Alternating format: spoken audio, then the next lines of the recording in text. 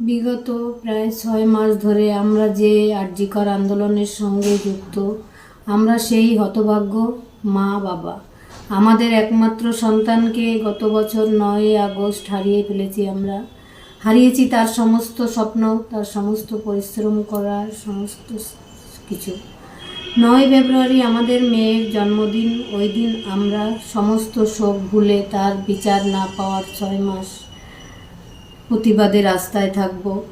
আমরা দেখেছি গত 9 আগস্ট সমস্ত দেশ তথা গোটা বিশ্ব, জাতি ধর্ম বর্ণ নির্বিশেষে সবাই আমাদের মেয়েকে তারা ঘরের মেয়ে বলে মনে করেছেন।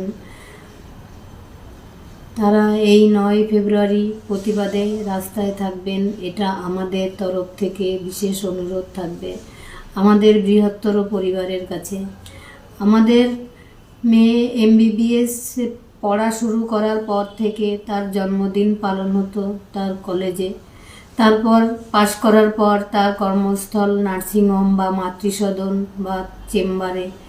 পরে MD চান্স পাওয়ার পরে 2 বছর আরজিকর মেডিকেল কলেজে তার জন্মদিন পালন হতো। এই বছর প্রথম জন্মদিনে ও আমাদের কাছে আর নেই।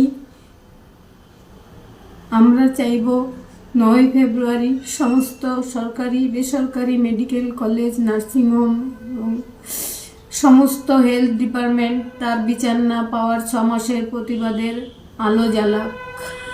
এবং আমাদের মেয়ে ফুল গাছ খুব ভালোবাসত, তাই 9 ফেব্রুয়ারি সবাই একটি করে ফুল গাছ লাগাবেন সবার বাড়িতে বা কর্মস্থলে।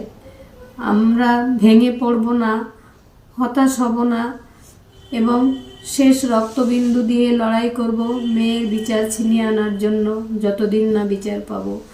আমাদের এখন বেঁচে থাকার একটাই উদ্দেশ্য, মেয়ের ন্যায় বিচার পাওয়ার লড়াই।